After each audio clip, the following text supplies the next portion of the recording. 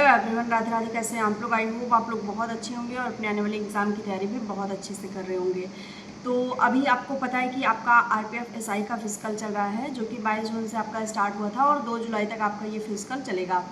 इसके बाद आपका आरपीएफ कांस्टेबल का भी रिजल्ट आ गया है। उसमें भी जो कैंडिडेट पास आउट हुए हैं उनको आरपीएफ एसआई के फिजिकल के बाद उनका फिजिकल कराया जाएगा लखनऊ एकेडमी में आरपीएफ की, जहाँ पे आपको थोड़ा सा मतलब तैयारी अपनी अच्छी कर लेनी है, क्योंकि बहुत कुछ खास समय नहीं मिलने वाला है इसमें कि आपको काफ़ी लंबा टाइम दिया जाएगा 3-4 महीने का। बिल्कुल भी नहीं, फटाफट आपका फिजिकल कराया जाएगा, क्योंकि आने वाली वैकेंसियाँ भी आपके लिए लगी हुई हैं। तो चलिए इसी बारे में आज बात करते हैं। चैनल पे अगर आप नए हैं तो सब्सक्राइब कर लीजिएगा, वीडियो को शेयर भी कर दीजिएगा अपने फ्रेंड्स एंड फैमिली के साथ, एंड कमेंट में ज़रूर भी बताइएगा जो भी आपके क्वेश्चन हो या पॉजिटिव वे में जो भी आपका मैसेज हो वो मुझे ज़रूर से ज़रूर ट्रांसफ़र करिएगा। तो आज बात करते हैं, आपको मैं बताऊंगी आरपीएफ कांस्टेबल और आरपीएफ एसआई नई भर्ती आपके लिए आ चुकी है, जिसका बहुत सारे कैंडिडेट इंतजार कर रहे थे, जो कैंडिडेट नहीं हो पाए थे किसी रीजन से, जिनका पॉइंट से या कुछ एक नंबर से या 2 नंबर से जिनका रह गया था आरपीएफ कांस्टेबल में।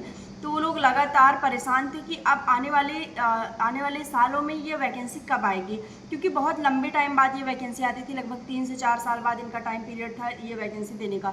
लेकिन आरपीएफ कांस्टेबल का जो कैलेंडर जारी हुआ था उसमें उन्होंने बताया था कि अब हर साल आपको आरपीएफ में वैकेंसी देखने को मिलेगी, क्योंकि हर साल आपके लगभग 1 से 1,500 जो लोग हैं वो रिटायर होते रहते हैं। तो आपको इसमें वैकेंसी देखने को मिलेगी, और अभी इसमें 8,000 लगभग पद आपके खाली भी हैं। तो उसको पहले आपका जो रिक्त पद है उसको भरा जाएगा, और फिर आने वाली जो भी है वो प्रोसेस होगा। तो उसी बारे में चर्चा करते हैं। तो मैं आपको बता दूं कि आरपीएफ एसआई में और आरपीएफ कांस्टेबल में आपके जो पद हैं उसमें आपका आवेदन बहुत जल्द होने वाला है। लगभग आपका 500 पद जो रहेगा वो आरपीएफ एसआई में रहेगा और 4500 पद आपका कांस्टेबल में रहेगा। तो इस बार भी आप देखेंगे कि इस बार तो आपका 452 पद ही एसआई में आया था, और कांस्टेबल में भी इससे कम ही आया था। तो आने वाला जो समय है उसमें आपका 500 पद एसआई का रहेगा और 4500 पद आपका कांस्टेबल का रहेगा। तो उसके लिए अभी आपको प्रिपरेशन अभी से ही स्टार्ट कर देनी है, क्योंकि ये नहीं होता कि जब आपका फॉर्म आ जाए, वैकेंसी आ जाए, तब आपको प्रिपरेशन करनी है। बिल्कुल भी नहीं, उसका आपको अभी से ही तैयारी कर देनी है, क्योंकि आपके पास बहुत कम टाइम बचेगा। ये जो वैकेंसी है ये आपकी 2025 में ही कराई जाएगी, ऐसा इन्होंने आरपीएफ ने जो निर्धारित कर दिया है। ये आपकी एसएससी के द्वारा कराई जाएगी, यानी एसएससी इसका पूरा जिम्मेदारी लेगी। ये बहुत बड़ा चेंज हुआ है आरपीएफ कांस्टेबल को लेके, आरपीएफ एसआई को लेके, कि एसएससी अब पूरी इसकी जिम्मेवारी उठाएगी। तो इसके लिए आप लोग को तैयार रहना है। आपके जो भी मैथ, रीजनिंग, जीएस जो भी सब्जेक्ट इसमें आते हैं, इसको आपको अभी से ही प्रैक्टिस करनी है, अभी से ही तैयारी करनी है, क्योंकि लगभग आपके लिए 6 महीने तो होने ही चाहिए एक अच्छा खासा रिवीजन के लिए और अच्छी पढ़ाई के लिए। 6 से 8 महीने अगर आपके पास है तो फिर आप बढ़िया से आप तैयार होकर खड़े हो पाएंगे इन वैकेंसियों के लिए।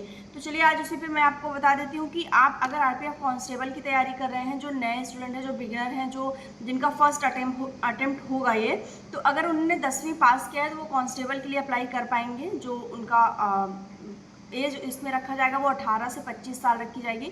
18 से 25 साल अगर आपकी एज है तो आप इसके लिए कांस्टेबल के लिए अप्लाई कर सकते हैं। उसके बाद अगर आपका ग्रेजुएशन है, आपने ग्रेजुएशन कर रखा है, तो आप आरपीएफ एसआई के लिए आप इसमें आवेदन कर सकते हैं। ठीक है, तो ये बात आपको ध्यान रखना है।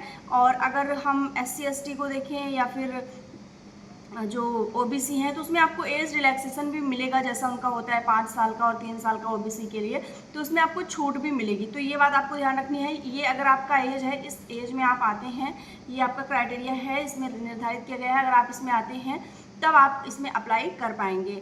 उसके बाद इसमें जो टोटल क्वेश्चन आते हैं वो 120 रहते हैं। आरपीएफ कांस्टेबल में भी, आरपीएफ एसआई में भी आपके 120 क्वेश्चन रहेंगे। 90 मिनट आपका निर्धारित किया रहेगा।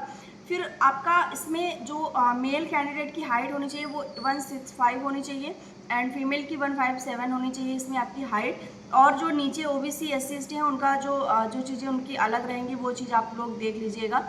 और एक चीज़ मैं इसमें आपको बता दूं कि आपको इसमें एग्ज़ाम के बाद फिजिकल देखने को मिलेगा, फिजिकल के बाद आपका मेडिकल देखने को मिलेगा, और फिर आपका जो ज्वाइनिंग का प्रोसेस है वो होगा। तो फिजिकल में आपका रनिंग रहेगी, हाई जंप रहेगी, लॉन्ग जंप रहेगी, ये सारी चीज़ें रहेंगी। फिर मेडिकल आपका होगा, मेडिकल आपका बहुत ही बढ़िया होता है, बहुत ही अच्छा होता है मेडिकल। इसमें फिजिकल भी आपका अच्छे लेवल का होता है और मेडिकल भी आपको बहुत अच्छा, मतलब बिल्कुल भी आपको रियायत नहीं दी जाती है। एकदम अगर आपकी आंखें, आपके कान एकदम सही हैं तभी आपको इसमें सिलेक्शन, अगर थोड़ी सी भी माइनर सी भी प्रॉब्लम है तो वहाँ पे आपको रिजेक्शन देखने को मिलता है। बहुत कम चांसेस है कि वो आपको दोबारा से मेडिकल के लिए, री मेडिकल के लिए वो आपको बुलाएं, बहुत ही कम चांसेस होते हैं इसके। तो ये चीज़ हो गया। बाकी अब मेन जो बात पे आते हैं कि इसका कब तक फॉर्म अप्लाई होगा, यानी कब तक ये भर्ती आपकी कराई जाएगी। तो देखिए अभी मैंने आपको बताया कि आपका 22 जून से 2 जुलाई तक आरपीएफ एसआई का ही चल रहा है। इसके बाद आरपीएफ कांस्टेबल का फिजिकल भी लगा हुआ है। जैसे ही आरपीएफ एसआई का फिजिकल खत्म होगा तुरंत आपका आरपीएफ कांस्टेबल का फिजिकल स्टार्ट हो जाएगा।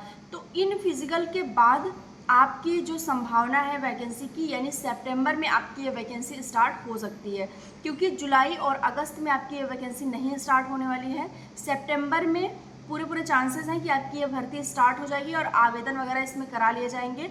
और फिर 2026 में, क्योंकि तुरंत आपके एग्ज़ाम कंडक्ट नहीं करवाए जाएंगे, दिसंबर में करवाए जा सकते हैं, लेकिन दिसंबर में भी कम चांसेस है। उधर आपके जनवरी में हो सकता है आरपीएफ इसका एग्ज़ाम करवा ले, या फिर दिसंबर के लास्ट में, जैसा कि आरपीएफ एसआई का भी एग्ज़ाम हुआ था तो वो दिसंबर के मिड से जो स्टार्ट हुआ था, तो वहाँ पे पॉसिबिलिटी है कि वो चीज़ें करा ली जाएँ, क्योंकि इन्होंने पूरा केंद्र सरकार का ये आरपीएफ का पूरा बोल दिया है इन्होंने कि वो 2025 में अपनी वैकेंसी कराएंगे। तो वो यूपी का नहीं है, वो अपना अगर उन्होंने कहा है तो वो कराएंगे। उनका जो भी प्रोसेस होता है, जो भी उनका शेड्यूल बनता है, वो उसके अकॉर्डिंग काम करते हैं। यूपी की तरह उसको टरकाते नहीं हैं कि चलो इस महीने नहीं, इस महीने, इस महीने। तो वो चीज़ें हो गई हैं।